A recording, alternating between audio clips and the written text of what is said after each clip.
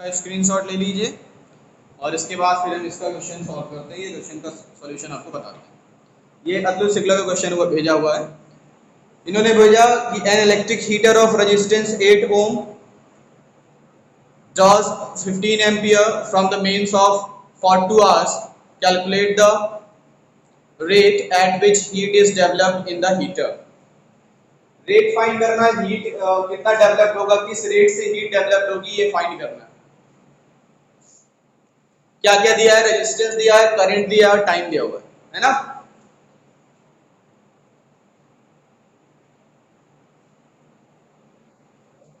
Resistance कितना है 8 ओम, time कितना है 2 आवर और करंट कितनी है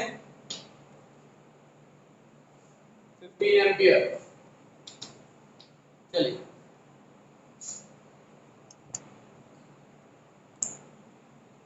बोर्ड पे देखिए, दिख रहा है सभी को। रेजिस्टेंस 8 ओम का एक हीटर था, 2 घंटे के लिए जलाया जाता है, 15 एम्पीयर करंट ड्रॉ होती है। तो आपको बताना है कितना हीट प्रोड्यूस होगी या रेट कितना होगा हीट का, आपको रेट फाइंड करना है, किस रेट से हीट जाएगी। तो H इज इक्वल्स टू होता है I स्क्वायर RT, फॉर्मूला होता है H is equals to I square RT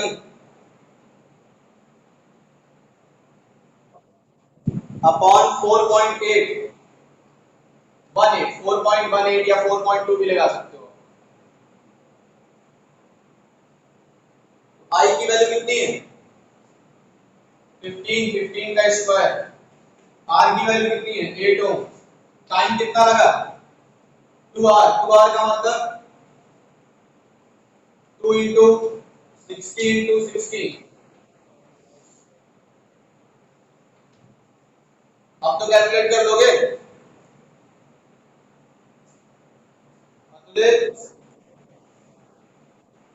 ये बेटा जूल को कैलोरी में कन्वर्ट करने का एक मेथड है, फॉर्मूला है। जूल को कैलोरी में चेंज करने के लिए 4.18 से डिवाइड करते हैं। अगर जूल में आंसर निकालना हो तो आप 4.18 से डिवाइड मत कीजिए, और जूल में ना निकालना हो, कैलोरी में निकालना हो तो 4.18 से डिवाइड करना पड़ेगा।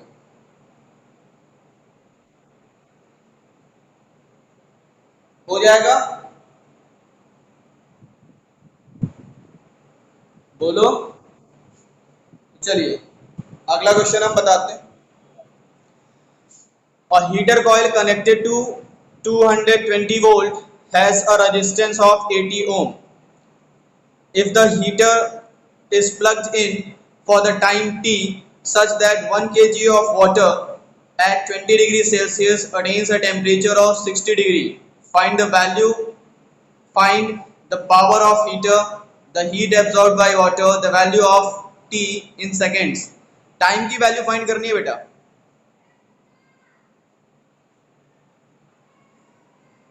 अतुलित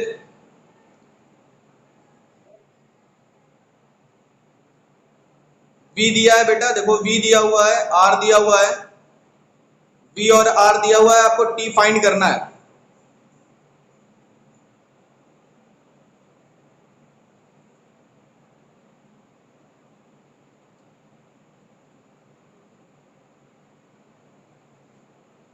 अतुलित बेटा कहां चले गए, हाँ बताओ।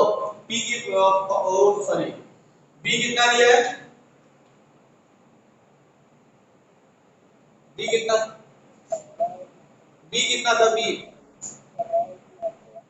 200 वोल्ट, करंट और रेजिस्टेंस कितना था 80 ओम था। पावर निकाले हो, पावर फाइंड किए थे। तो हमें T फाइंड करना है, देखो T फाइंड करना है, T। तो देखो W इज इक्वल टू क्या होता है, W इज इक्वल टू होता है VIT, होता है VIT।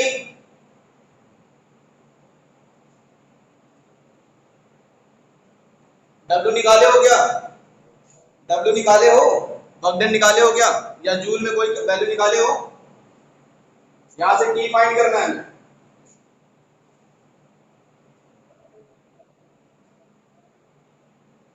वर्क डन निकाले होगे ना, इससे पहले वर्क डन जो निकाले हो, हीट निकाले होगे, सेकंड वाले क्वेश्चन में हीट निकाले हो ना,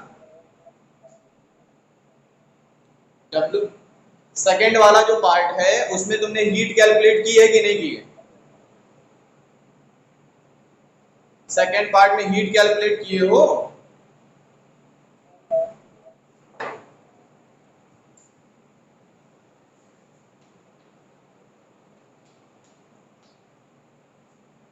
वोल्ट दिया हुआ है, रेजिस्टेंस दिया हुआ है 80 ओम, और साथ ही साथ दिया हुआ है if the heater is plugged in for time T, time दिया हुआ है टी, और क्या कह रहा है 1 kg ऑफ वाटर, मास दिया हुआ है 1 kg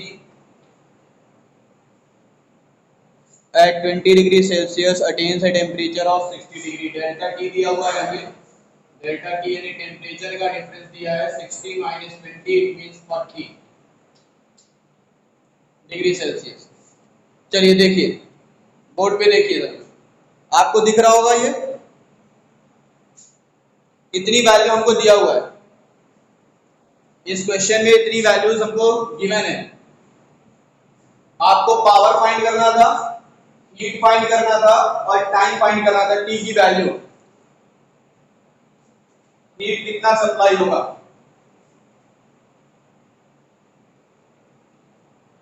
ठीक है,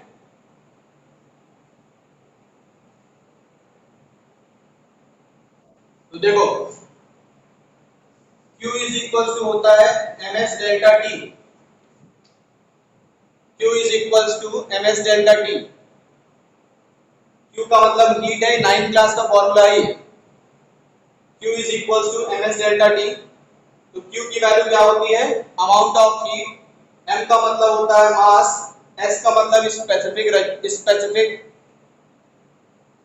resistance, specific heat, sorry resistance नहीं, स्पेसिफिक हीट, और डेल्टा टी का मतलब change in temperature.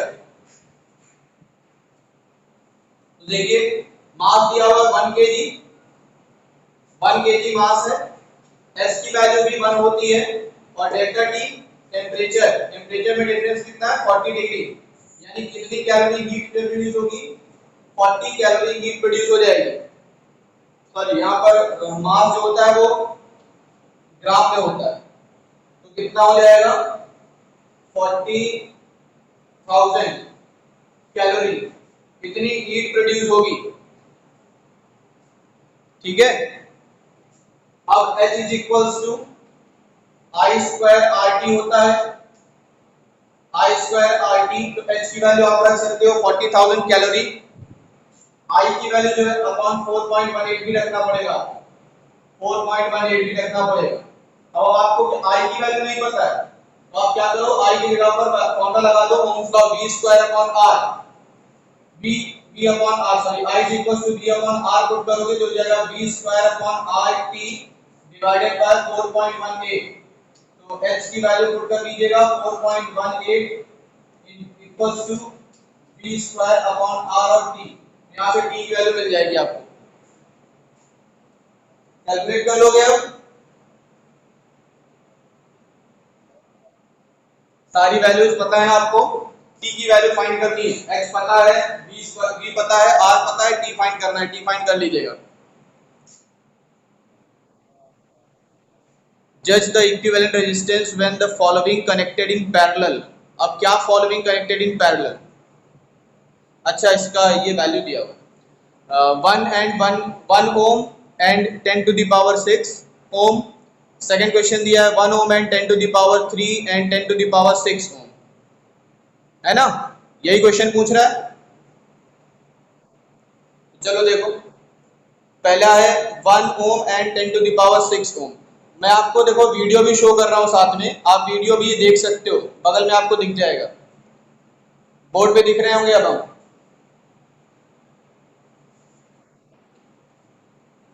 1 ohm and 10 to the power 6 ohm, यही है 1 ohm and 10 to the power 6 ohm। फिर दूसरा है 1 ohm and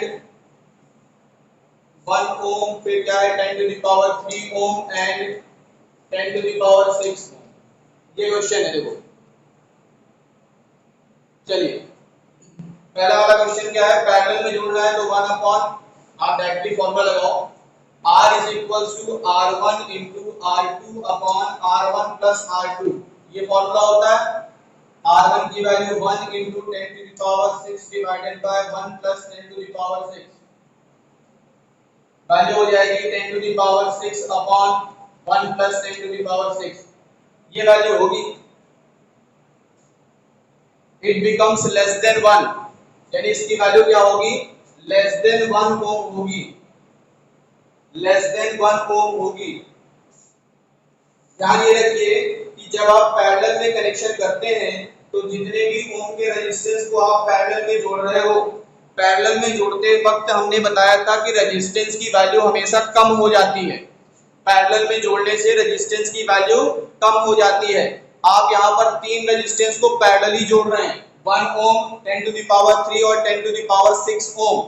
आप इनको जब भी पैरेलली जोड़ोगे तब भी इनकी वैल्यू क्या होगी, हमेशा वैल्यू होगी 1 से कम, क्योंकि मिनिमम क्या है, मिनिमम है 1 ओम का रेजिस्टेंस। तो जितने ओम का रेजिस्टेंस सबसे कम होगा उससे भी कम वैल्यू आएगी। ध्यान ये रखिएगा कि पैरेलल में जोड़ते वक्त वैल्यू हमेशा, रेजिस्टेंस की वैल्यू हमेशा कम हो जाती है। तो यहाँ पर रेजिस्टेंस की वैल्यू क्या हो जाएगी, कम हो जाएगी, और कितनी हो जाएगी, लेस देन 1 ओम हो जाएगी। ठीक है, 2 lamps, one rated 40 watt 220 volt and another 60 watt 220 volt are connected in parallel to supply to the electric supply of 220 volt. Draw a circuit diagram to show the connections. Calculate the current drawn from the electric supply. Calculate the total energy consumed by the two lamps together when they are operate for 1 hour. अच्छा, तो चलिए पहले देखते हैं circuit diagram. 40 what 220 volt का है, 60 what 220 volt का है, और 220 वोल्ट के इलेक्ट्रिक सप्लाई के साथ इसको पैरेलली में कनेक्ट किया गया है, पैरेलल कनेक्ट किया गया है। तो देखिए एक लैंप, ये मान लेते हैं ये एक लैंप है, पहला लैंप ये हो गया, फिर हमने मान लिया कि दूसरा लैंप ये है, हमने ये दूसरा लैंप मान लिया, दिख रहा होगा आपको, एक लैंप और दूसरा लैंप हमने मान लिया। पैरेलल में जोड़ना है तो दोनों के एंड एक साथ जोड़ दीजिए, दोनों के एंड एक साथ जोड़ दीजिए, और इसके एंड को ले जा करके बैटरी के साथ कनेक्ट कर दीजिए, पावर सप्लाई प्रोवाइड कर दीजिए। कितनी पावर सप्लाई देना है इसको, 220 वोल्ट का पावर सप्लाई देना है। देखिए अब मैंने बताया था पैरेलल में वोल्टेज सेम रहता है, तो यहाँ पर अगर 220 वोल्ट है तो इस पर भी 220 वोल्ट का होगा और इस पर भी 220 वोल्ट का होगा। कितना वॉट है, ये है 40 वॉट का, और ये लैंप कितने का है, 60 वॉट का, तो इस पर भी 220 वोल्ट है, इस पर भी 220 वोल्ट है। करंट यहाँ से चलना स्टार्ट होगा, आई की करंट वैल्यू निकलेगी। ठीक है, कैलकुलेट कर लोगे, कैलकुलेट कर दो मैं, ये इसका सर्किट डायग्राम है बेटा। इसके बाद अगर आप कैलकुलेट करना चाहते हो तो कैलकुलेशन कैसे होगा वो बताऊं, बताना पड़ेगा, बोलिए।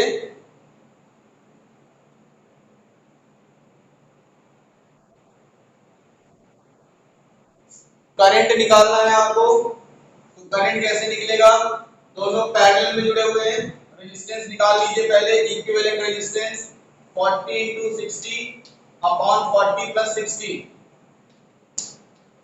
ये हो जाएगा 2400 डिवाइडेड बाय 100। क्या होता था बताओ,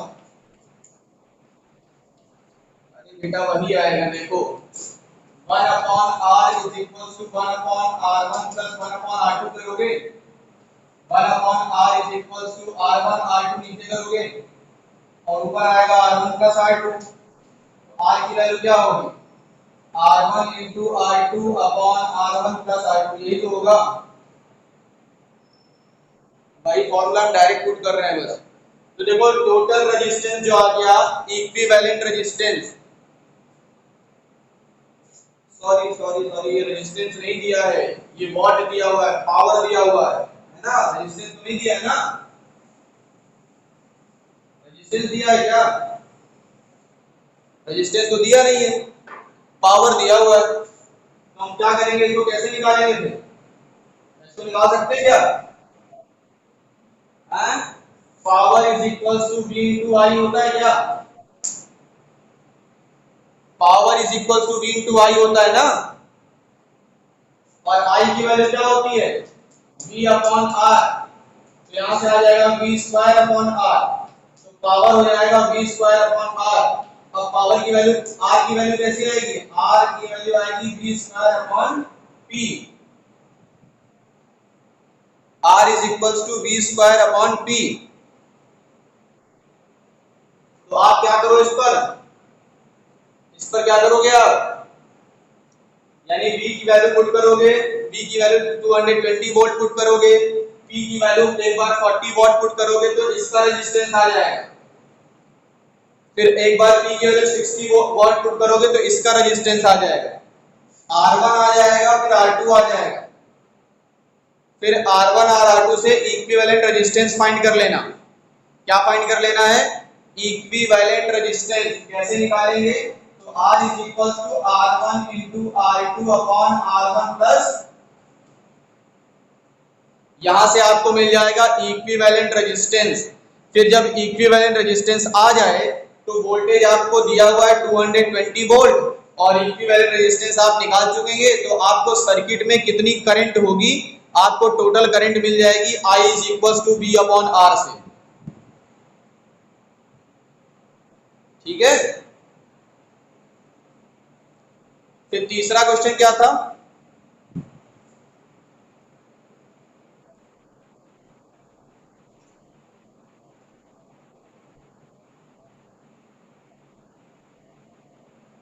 तो देखो, सीरीज में जोड़ने से जो पावर होती है, सीरीज में जोड़ने से जो पावर होती है वो डायरेक्टली ऐड होती है, यानी P is equal to P1 plus P2 हो जाएगा सीरीज में जोड़ने से।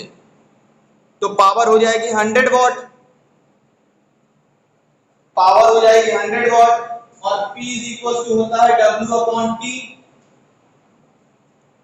तो W इज इक्वल टू क्या हो जाएगा? P into T। P की वैल्यू 100 वॉट और T की वैल्यू 1 घंटे। 1 घंटे का मतलब 3600। इसको सॉल्व करोगे तो 36 into 10 to the power 4 joule, इतना आ जाएगा आंसर। ठीक है, समझ में आया? कोई दिक्कत? और कोई क्वेश्चन है किसी के? हाँ,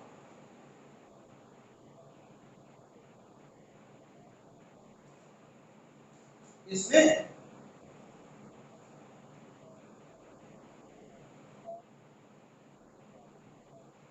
हाँ हाँ, R equals to R1 plus R2 plus R3 directly जोड़ते हैं।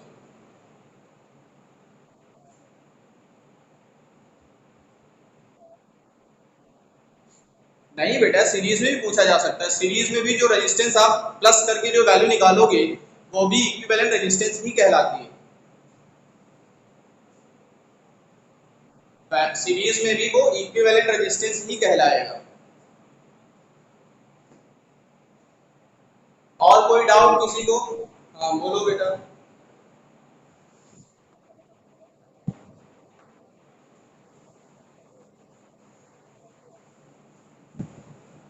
बोलते जाओ बोलते जाओ, बोलो।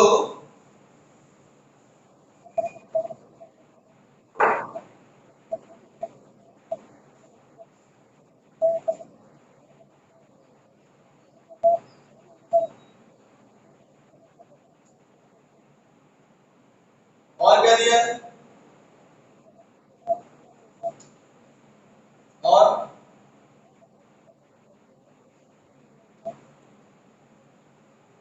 कुछ है?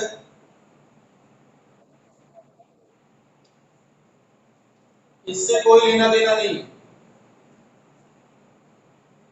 इससे कोई मतलब नहीं है, क्योंकि सेम टेम्परेचर में पूछा है। अगर टेम्परेचर चेंज करा होता तब इससे कोई मतलब होता, बट कह रहा है उसी टेम्परेचर पर रेजिस्टिविटी फाइंड करो एट दैट टेम्परेचर, इसलिए इससे कोई मतलब। एक फॉर्मूला बताया था, rho is equal to R A upon L बताया था। आर की वैल्यू 26 है, एल की वैल्यू 1 मीटर है, ए निकालना है। ए का मतलब होगा पाई आर स्क्वायर, डायमीटर दिया हुआ है 0.3 मिलीमीटर, इसको मीटर में कन्वर्ट करके रेडियस फाइंड कर लो। तो radius is equal to 0.3 upon 2 millimetre, इसका मतलब है 3 upon 2 into 10 to the power -3 metre. आप आर की वैल्यू यहां पर पुट करके एरिया निकाल लेना, एरिया निकल आएगा, यहां वैल्यू पुट कर देना, रेजिस्टेंस की वैल्यू पुट कर देना, एल की वैल्यू पुट कर देना, रेजिस्टिविटी आ जाएगी। ठीक है, और कोई डाउट किसी को, कुछ क्वेश्चन पूछना हो? किसी को कुछ नहीं पूछना?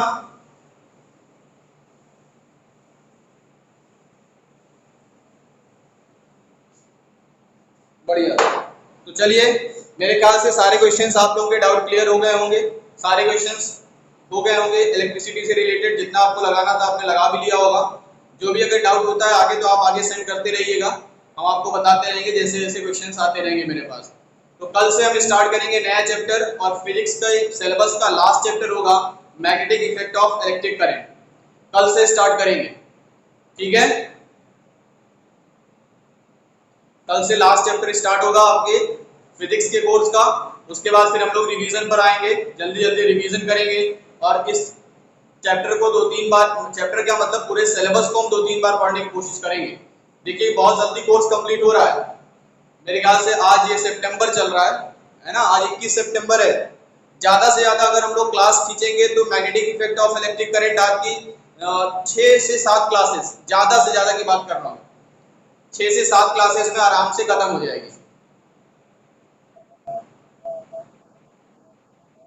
हाँ, न्यूमेरिकल्स उसमें भी है,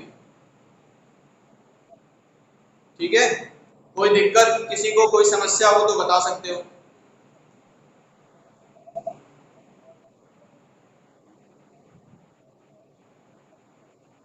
ओपन सर्किट जरूरत ही नहीं है बेटा, जब सर्किट में ओपन सर्किट होगी तो करंट फ्लो ही नहीं करेगा ना। जब सर्किट में करंट नहीं फ्लो करेगा तो मेजरमेंट किसकी करेंगे हम? क्लोज सर्किट में ही तो करंट फ्लो करेगी, ओपन सर्किट में करंट फ्लो नहीं करती। ठीक है, चलिए आगे आप लोग पढ़ाई करिएगा, नहीं आते हैं कोई क्वेश्चन तो आप सेंड कर सकते हैं। कल से हम लोग नया चैप्टर स्टार्ट करेंगे magnetic effect of electric current. ठीक है, आज के लिए क्लास ओवर कर रहे हैं।